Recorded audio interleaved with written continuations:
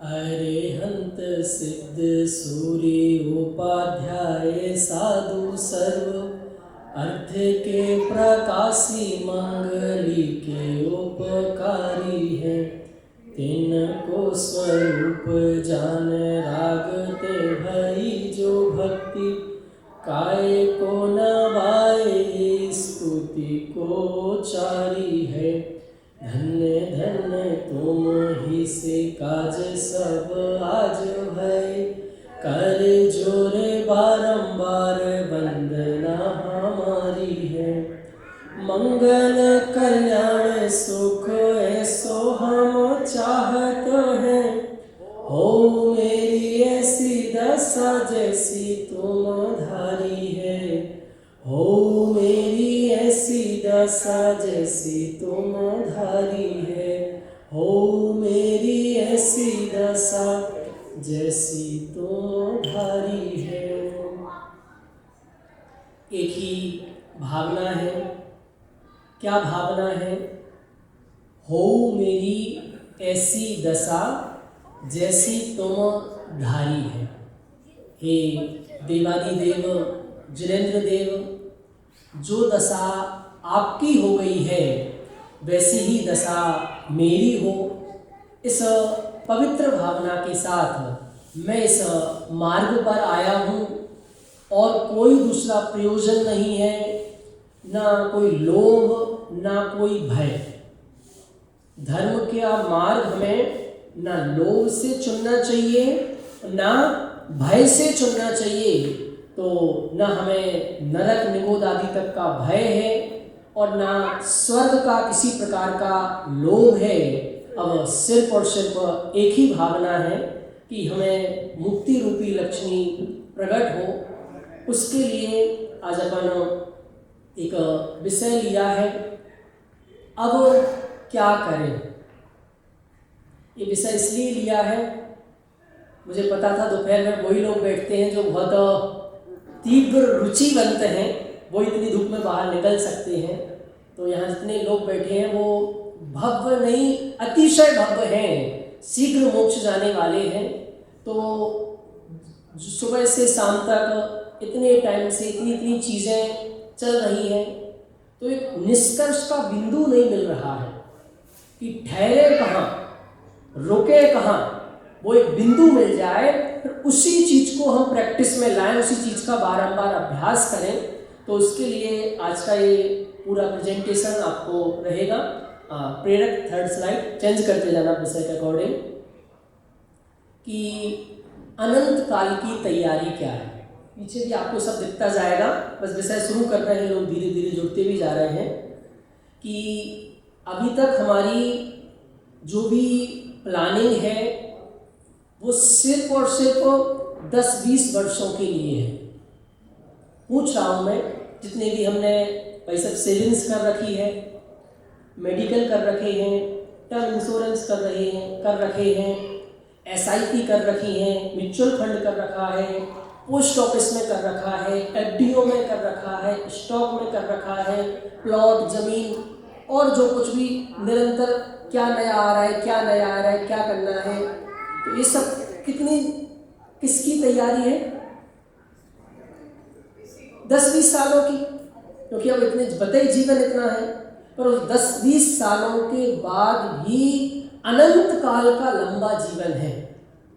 उसके लिए हमारी तैयारी क्या है? मैं आपको एक कहानी सुनाता हूँ शास्त्रों की। एक जगविजय नाम के बहुत बड़े राजा थे और वो तैयारी करने के मामले में जग जाहिर थे कि जगविजय जैसी तैयारी करता है वैसी तैयारी दुनिया में कोई नहीं कर सकता है। एक दिन इत्तेफाक से उस राज्य में एक संत महात्मा पधारे। तो जैसे ही राज्य में प्रवेश हुआ तो उस राजा ने महीनों से उनकी तैयारियां शुरू कर दी, आगमन की, सत्कार की। और उन महात्मा जी का वो राज्य की राजधानी थी, वहाँ पर आगमन हुआ और ऐसा बहुत बड़ा मंच सजा। मंच पर महात्मा जी बैठे थे और वो राजा आया। पहले 2 शब्द बोलने के लिए कि हे महाराज, आपके आगमन के लिए हम महीनों से तैयारी कर रहे हैं। यदि हमारी कोई तैयारी में कमी रह जाए तो आप हमें क्षमा करना। वो राजा माइक से नीचे ही जाता, मंच से उतरता कि वो महात्मा जी बोल पड़े कि हे राजा, तुम्हारी तैयारी क्या है? क्या बोले महात्मा जी? वो बोला राजा बोला कि हे महात्मा जी, इस पूरे राज्य में चारों ओर इतनी सुख शांति, सुख सुविधाएं देख रहे हो, ये सब मेरी ही तैयारी है। आपका जो इतना अच्छे से आगमन हुआ, आपका इतना सत्कार हुआ, ये सब मेरी तैयारी है। और आज आप इतनी शांति से बैठ के ये जो प्रवचन कर पा रहे हो, ये मेरी तैयारी है। महात्मा जी झूठते ही बोले कि ये सब तो राज्य व्यवस्थाओं की तैयारी है। राजा, मैं तुम्हारी तैयारी की बात कर रहा हूँ। वो राजा बोला, महाराज मैं कुछ समझा नहीं, आप क्या कहना चाह रहे हो? वो महात्मा जी बोले कि हे राजन, मैं अपने दिव्य ज्ञान में देख पा रहा हूँ कि ठीक 1 साल बाद ये राजा की पर्याय से तुम किसी दूसरी पर्याय में जाने वाले, और तब तुम्हारे साथ कुछ भी नहीं जाएगा, ना एक भी व्यक्ति जाएगा, ना एक भी रानियां जाएंगी, ना एक वैभव जाएगा। तो उस आगामी पर्यायों के लिए तुम्हारे पास क्या तैयारी है? जैसे ये बात राजा ने सुनी, राजा के पैरों तले से जमीन खिसक कि मैं अभी तक जो 24 घंटे तैयारी कर रहा हूँ, ये तो सब इस पर्याय की तैयारी है, और ये तैयारी मेरे साथ जाने वाली नहीं है। तो असली तैयारी क्या है? इसके लिए एक लाइन लिखी, आप पढ़िए। यह भव मृत्यु की ओर जाने के लिए नहीं, मुक्ति की ओर जाने के लिए मिला है। सबसे पहला निर्णय क्या करना है? तो मृत्यु तो होनी है, तो निर्णय करो कि ये भव हमें मृत्यु की ओर ले जाना है कि मुक्ति की ओर ले जाना है। और जैसा माइंड सेट हो जाएगा, वैसी तैयारी शुरू हो जाएगी। यदि आपने डिसाइड कर लिया है कि ये भव हमें मुक्ति की ओर ले जाना है, तो सारा डायरेक्शन उस दिशा में आ जाएगा। और यदि मृत्यु की ओर, तो सारी सुख सुविधाएं उस तरीके से जुड़ेंगी। अब कुछ वर्तमान की आज हमारी स्थिति परिस्थिति क्या है, वो एक स्लाइड के माध्यम से दिखा रहे हैं। Next slide. कर्म, उपयोग और परिणाम की तीव्र। अभी फिजिकल क्या चल रहा है हमारे तुम्हारे जीवन में? 3 कंडीशन बनाई है, शास्त्रों में बनी है, मैंने तो सरल भाषा में प्रेजेंट किया है। बुरे कार्य से क्या होता है? अशुभ उपयोग। उसके नीचे आओ। अशुभ उपयोग से क्या होता है? पाप। और पाप से क्या होता है? दुख। इसके बगल में अच्छे कार्य से क्या होता है? शुभ उपयोग से क्या होता है? पुण्य। और पुण्य से क्या मिलता है? सुख मत बोलना गलती से भी। पुण्य से सुख नहीं मिलता है, पुण्य से क्या मिलता है? सुविधान। उसके बाद थर्ड, स्वाभाविक दशा, मतलब नेचुरल अवस्था, सहज अवस्था, जो मेरा स्वभाव है नेचुरल, उसकी चर्चा भी आगे पूरी करेंगे। और जब हम अपने नेचुरल अवस्था में रहते हैं तो कौन सा उपयोग होता है? शुद्ध उपयोग। शुद्ध उपयोग से क्या होता है? धर्म से क्या होता है? ये 12 बिंदु याद हो गए क्या? देखो 12 बिंदु में सब कुछ आ गया कि जब हम बुरे कार्य करते हैं तो अशुभ उपयोग होता है। अशुभ उपयोग होता है, उससे क्या होता है? पाप का आश्रय होता है, पाप का बंध होता है, और फिर पाप का आगे उदय होता है। तो उससे जीव को क्या मिलता है? दुख। इसके बाद अच्छे कार्य। अब अच्छे और बुरे कार्य मतलब क्या? क्वेश्चन। अच्छे कार्य और बुरे कार्य को कैसे पहचानें? क्योंकि हर व्यक्ति की अच्छे कार्य की तिलक भैया अपनी अपनी है। कोई व्यक्ति ये कह रहा है कि मैं बम से इस देश को उड़ा दूंगा, ये मेरे लिए अच्छा काम है। जो आज चल रहा है दुनिया में कि मैं किसी का बुरा कर दूंगा, ये उसके लिए अच्छा काम है। तो अच्छा और बुरा कैसे डिसाइड करें? कुसुम जी की ए अच्छा है, ए बुरा है। आपका वो बहुमत पे छोड़ दो, बहुमत डिसाइड करे अच्छा कार्य क्या बुरा कार्य क्या, तो बहुमत तो उसी पक्ष का है। हिंसा करो, दूसरे को दुख दो, पीड़ा दो, तो वो कह रहा है ये अच्छा है। तो इसके लिए आज आपको एक मंत्र देके जा रहा हूं, जिस कार्य का फल अच्छा वो कार्य अच्छा, और जिस कार्य का फल बुरा वो कार्य बुरा। क्या बोला सुनीता जी? कैसे जस्टिफाई करें कि कौन सा काम अच्छा है? हमारे राजन जी विजयनगर से कैसे पता करें कि ये अच्छा है ये बुरा है? तो कहा प्रेजेंट की उससे देख के जज नहीं कर सकते हो, उसका फल क्या आएगा उसके फल से ही पता चलता है। तो जिसका फल दुख है वो क्या है? वो सब पाप है, और जिसका फल सुविधाएं है वो सब पुण्य है, और जिसका फल सुख और आनंद है वो धर्म है। तो किसी को हुए 12 बिंदु याद? कौन बोलेगा? कैसे स्लाइड आगे बढ़ाए? मैं तो 20 स्लाइड बना के लाया हूं बहुत मेहनत से। चलो अभी स्क्रीनशॉट लेके रखना, अभी इसकी चर्चा चलेगी आगे, अभी छूटेगी नहीं, पूरी चर्चा चलेगी। विमल जी क्लियर हो गया पीछे? एक बार फिर से मैं विमल जी के लिए कर रहा हूं।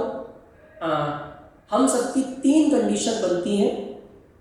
अब जब हम कुछ बुरे कार्य कर रहे होते हैं तो हमारा उपयोग बुरा होता है, जिससे शास्त्रों की भाषा में बोलते हैं अशुभ उपयोग। उस अशुभ उपयोग से क्या होता है?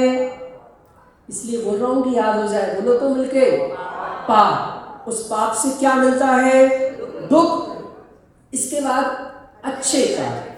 जब हम अच्छे कार्यों में, अच्छे कार्य मतलब अच्छे भाव, अच्छे परिणाम, सिर्फ क्रियात्मक की बात नहीं है, मन वचन काया तीनों लेना, और उससे होता है हमारा शुभ उपयोग। और शुभ उपयोग से क्या होता है? पुण्य। आज जो 99% लोग यहाँ भूल कर रहे हैं, क्या भूल कर रहे हैं? कि हमने किसी पर दया की, हमने थोड़ा सा दान दिया, तो दान क्या है? एक अच्छा काम है, शुभ उपयोग है, और इससे क्या होता है? पुण्य। और पुण्य से क्या मिलता है? सुख सुविधाएं मिलती हैं, मोक्ष नहीं मिलता है, सुख और आनंद नहीं मिलता है। इसके बाद तीसरी स्लाइड पर देखिए, इसी स्लाइड पर, स्वाभाविक दशा, नेचुरल अवस्था, जहां किसी तरह की कोई पराधीनता नहीं है। देखो ये जो अच्छे बुरे काम कर रहे थे सुलेखा जी, तब एक पराधीनता थी। कैसी पराधीनता? मुझे दया करना है, मुझे आज रविंद्र जी का कुछ भला करना है, तो उसमें कितनी पराधीनता है।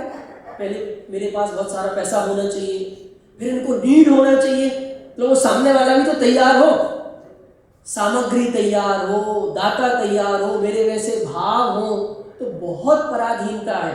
तो अच्छे और बुरे कार्य में पराधीनता है, और जो स्वाभाविक दशा है उसमें किसी तरह की कोई पराधीनता नहीं है। वो है हमारा सहज स्वभाव, ज्ञाता दृष्टा स्वभाव, उससे होता है शुद्ध उपयोग, उसका नाम है धर्म, और उससे सुख और आनंद की प्राप्ति मिलती है।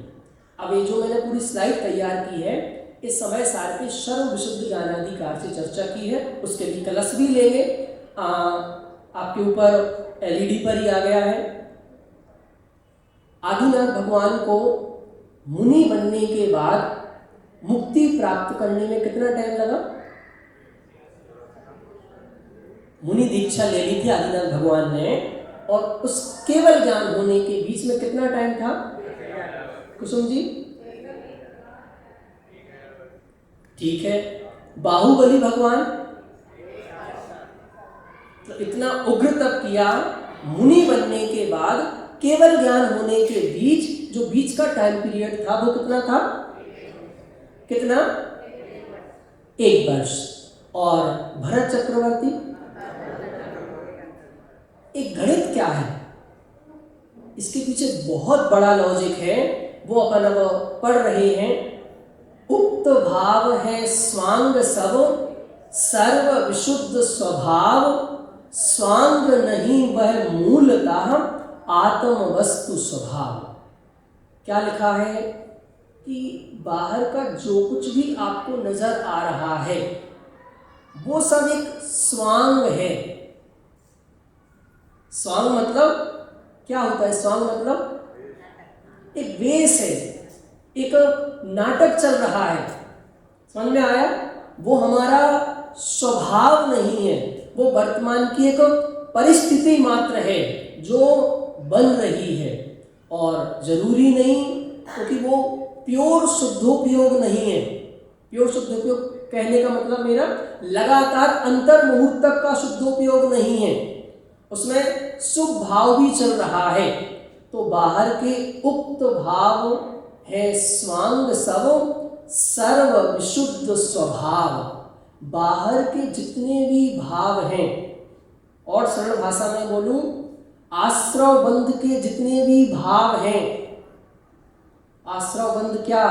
संबर, निर्जरा, मोक्ष, आश्रव बंध, जीव अजीव के जो भाव है ना, ये सब भाव स्वांग हैं। ये मेरा स्वभाव नहीं है, ये मेरी पहचान नहीं है, ये मेरी आइडेंटिटी नहीं है। तो कहा मेरी आइडेंटिटी क्या है? सर्व विशुद्ध स्वभाव। जो विशुद्ध ज्ञान स्वभाव है वही मेरी असली आइडेंटिटी है। स्वांग नहीं, वह मूलता आत्म वस्तु स्वभाव। और जो मूल आत्म वस्तु है वह किसी प्रकार का स्वांग नहीं है। अब एक कलश के माध्यम से अपन बात शुरू कर रहे हैं, फिर आगे की बात करेंगे। कलश 222 नंबर का कलश है, 222। क्या दो? पढ़ो। जैसे दीपक दीप वस्तुओं से अप्रभावित, वैसे ही ज्ञायक ज्ञेयों से विकृत ना हो। फिर भी अज्ञानी जन क्यों असहज होते हैं, ना जाने क्यों व्याकुल हो विचलित होते हैं। बहुत अभी मैं सब पेश करता जा रहा हूँ, बस अभी समराइज करूँगा, 2-3 चीज़ें और पढ़ूंगा, फिर सबको समराइज करेंगे। क्या एग्जाम्पल दिया? मूल अमृत चंद आचार्य देव का कलश है। जैसे दीपक दीप वस्तुओं से अप्रभावित। पहले तो दीपक जानते हैं ना सब, आज की नई पीढ़ी कम जानती है। और दीप क्या होता है? जिसको प्रकाशित कर रहा है, जलने वाली वस्तुएं। दीपक हो गया प्रकाशित करने वाला, और प्रकाशित होने योग्य जो वस्तुएं हैं वो सब क्या है? दीप। तो वो जो दीप वस्तुएं हैं वो क्या दीपक को प्रभावित करती हैं? पूछ रहा हूं, और सरल एग्जांपल करता हूं कि यहां दीपक जल रहा है और दीपक के प्रकाश में बहुत सारी चीजें प्रकाशित हो रही हैं, तो क्या वो वस्तुएं उस दीपक को प्रभावित करती हैं? क्या डिस्टर्ब करती हैं? क्या ना कुछ गंदी चीज प्रकाशित हो रही है तो दीपक बुझ जाएगा ना? चलो गंदी चीज नहीं, पानी प्रकाशित हो रहा है, उसी दीपक से पानी प्रकाशित हो रहा है तो दीपक बुझ जाएगा ना? पानी प्रकाशित हो रहा। तो कहा जैसे दीपक दीप वस्तुओं से अप्रभावित रहता है, वैसे ही ज्ञायक ज्ञेयों से विकृत नहीं होता है। आज सबसे बड़ी प्रॉब्लम है, सैकड़ों फोन आते हैं हमारे पास, खास करके महिलाओं के, बहनों के। क्यों फोन आते हैं? पंडित जी मार्केट गए थे, वो गंदी चीज जान ली, हमें तो बहुत पाप बन गया होगा। समझ में आ रहा है रविंद्र जी? अभी क्या क्या तकलीफ चल रही है कि मेरे ज्ञान में कोई वस्तु आई तो मैं क्या समझता हूं कि मैं गंदा हो गया, मेरे को पाप बन गया। जो आज की नई पीढ़ी की भी प्रॉब्लम है कि जैसे ही हमने कुछ गलत जाना तो पाप बन गया। नहीं, जानने से पाप बंद नहीं होता, जानना तो हमारा स्वभाव है। यदि जानने से पापबंध मानोगे तो सबसे ज्यादा पापी कौन होंगे? केवल ज्ञानी होंगे, क्योंकि वो तो पूरा लोकालोक जानने में उनके आ रहा है। तो गंदी से गंदी वस्तु जानने से पाप नहीं होता, पर पाप कब होता है? जब उस वस्तु का मैं कर्ता बनता हूं, उसमें एकत्व ममत्व स्थापित करता हूं, तो पाप होता है। फिर भी अज्ञानी जन क्यों असहज होते हैं, ना जाने क्यों व्याकुल हो विचलित होते हैं। तो आप हर समय आकुलित व्याकुलित क्यों रहते हो? आपके ज्ञान में जो भी झलकता है वो सिर्फ एक प्रतिबिंब मात्र है। बहुत गहरी बात, अब आप लोग बहुत व्यवस्थित हो गए हैं, अब गहरी बात शुरू कर रहे हैं। मैं तो पर द्रव्य और ज्ञेय में भी अंतर करता हूं। मम्मी जी पूछ रहा हूं, पर द्रव्य और ज्ञेय ये दोनों एक ही है कि अलग अलग है? विमल जी भाई साहब, एक ही है?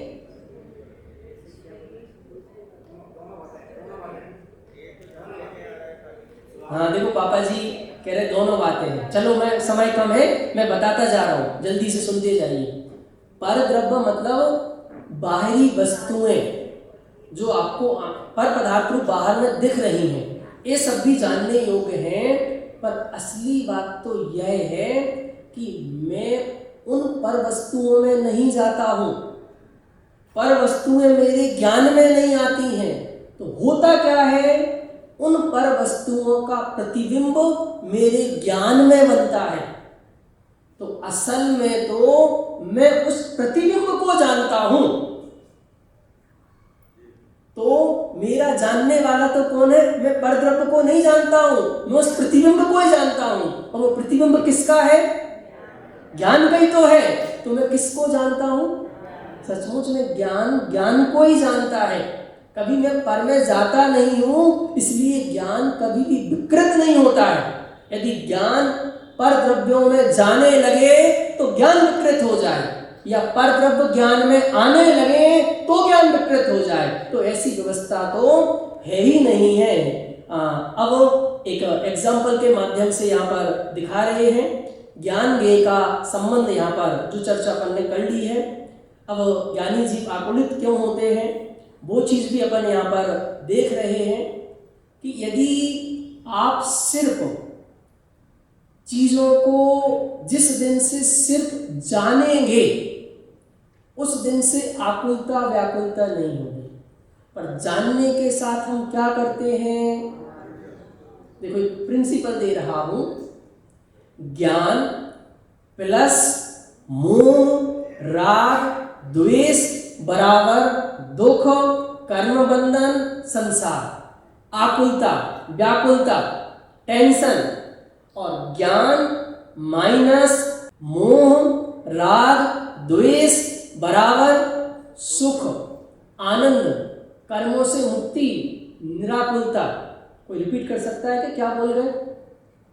कि जब आप सिर्फ जानते हैं, और जानना मेरा स्वभाव है, और स्वभाव के लिए कुछ करना नहीं पड़ता है, पर जानने के साथ जैसे ही मोह राग द्वेष जुड़ता है तो कर्म बंधन शुरू होता है, तो संसार खड़ा होता है, तो आकुलता व्याकुलता खड़ी होती है, तो टेंशन खड़ी होती है। और जैसे ही ज्ञान में से क्या माइनस किया? क्या माइनस किया? मोह राग द्वेष। अभी होता क्या है, जैसे ही किसी को जाना तो हमारी जो पूर्व धारणाएं हैं उनके बिहार पर हम क्या करने लगते हैं।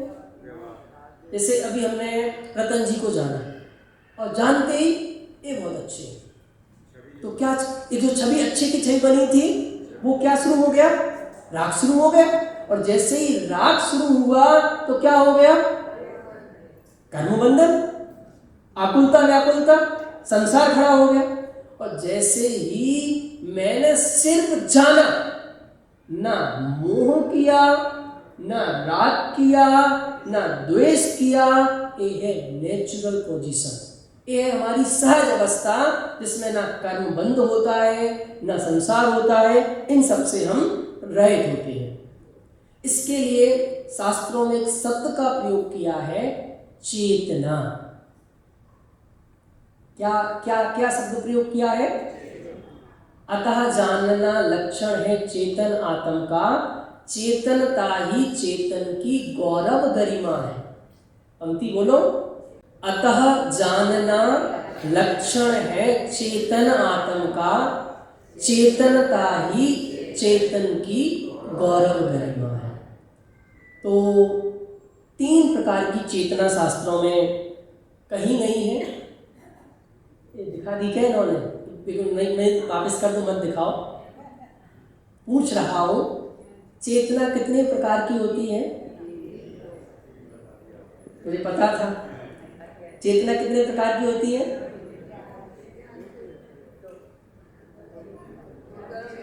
सुलेखा जी कितनी होती है? 3 होती है। कौन कौन सी? ज्ञान चेतना। सचमुच ये बहुत उपचार से कथन है। असली भेद देखो क्या है शास्त्रों में, दिखाओ।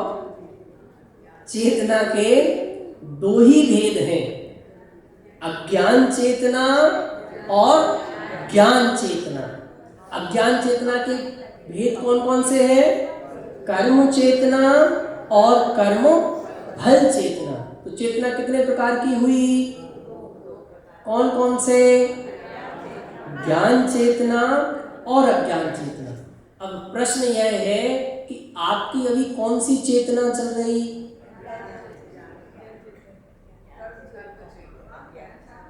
अभी 2 में से जवाब दो, ज्ञान चेतना की अज्ञान चेतना? चल ज्ञान चेतना रही और कुछ अज्ञान चेतना हो रहा है। तो ज्ञान चेतना हो रही कि अज्ञान चेतना?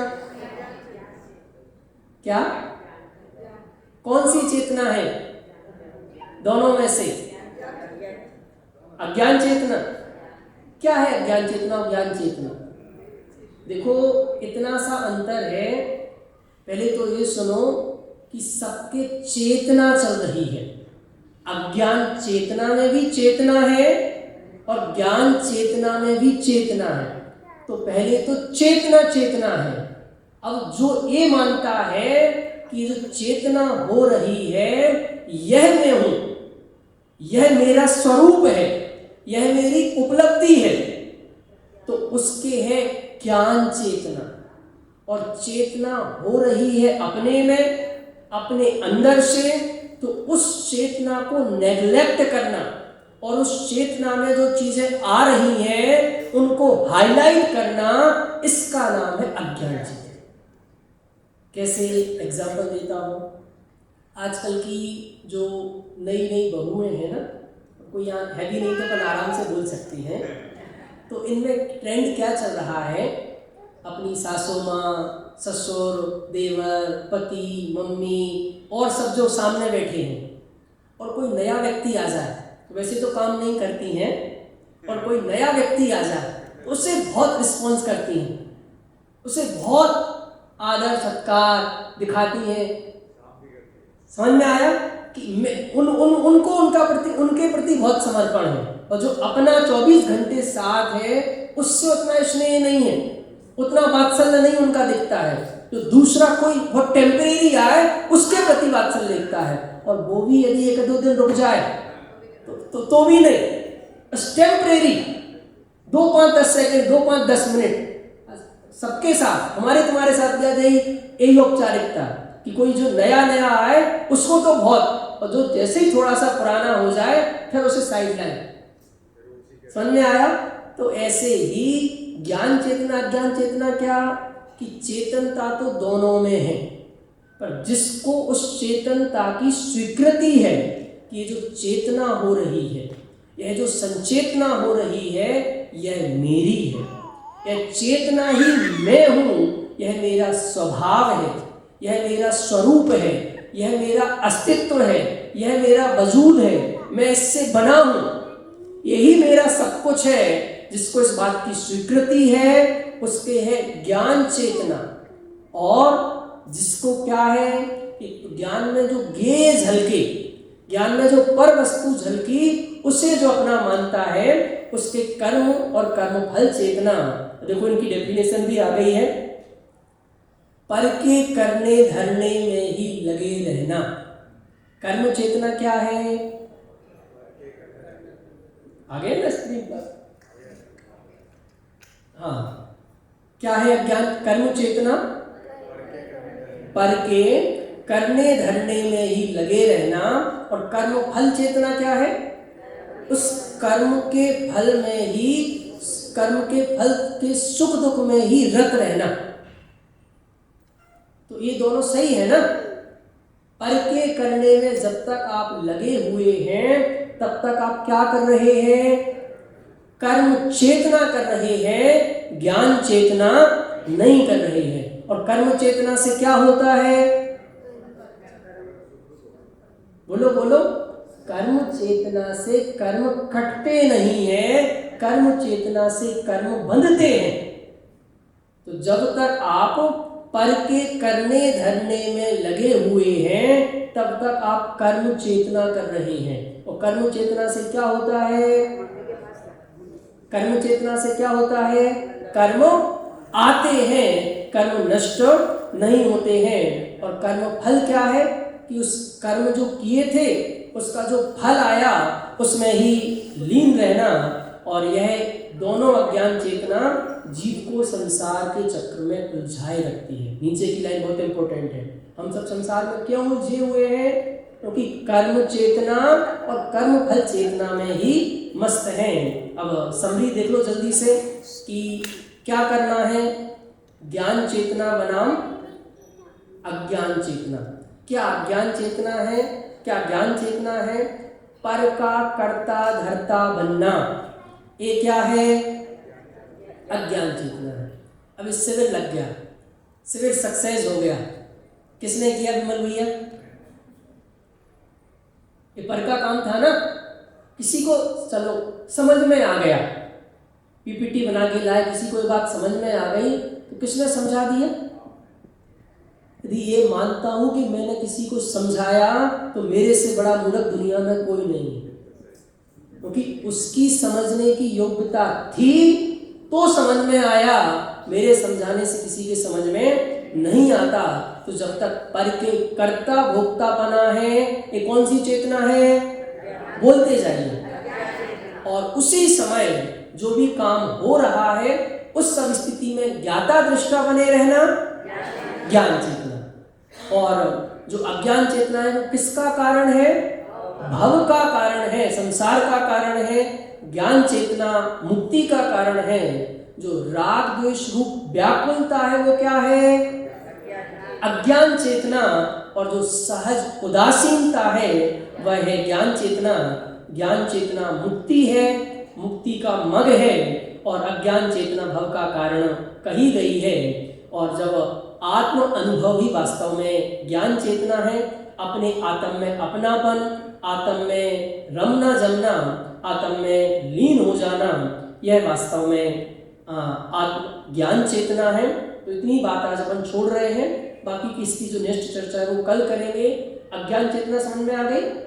ज्ञान चेतना क्या है? आत्म अनुभव ही नेक्स्ट जो बोलते हैं आपसे आ गया ना। हाँ, आत्म अनुभव ही वास्तविक ज्ञान चेतना है। और उस ज्ञान चेतना से अभी जो प्रश्न पूछा था, कौन सा प्रश्न पूछा था कि 1000 साल क्यों लगे, 1 वर्ष क्यों लगे, अंतर मुहूर्त में ही काम क्यों हो गया? तो उसके पीछे कारण है अज्ञान चेतना और ज्ञान चेतना। हमारी ये ज्ञान चेतना जितनी जितनी प्रकट होती जाती है, हम जितने जितने ज्ञान चेतना के करीब आते जाते हैं, तो अनंत कर्म भी अंतर मुहूर्त में क्षय को प्राप्त हो जाते हैं। तो हम सब अज्ञान चेतना का नाश कर ज्ञान चेतना प्रकट करें। प्रकट का क्या करें? मैं स्वयं ही ज्ञान चेतना हूँ। तो इसलिए बोलते हैं ना, चेतना क्या? चेतना। मैं चेतन रूप हूँ, ऐसी स्वीकृति करूँ। इसी मंगल भावना के साथ अभी की वाणी को विराम देते हैं।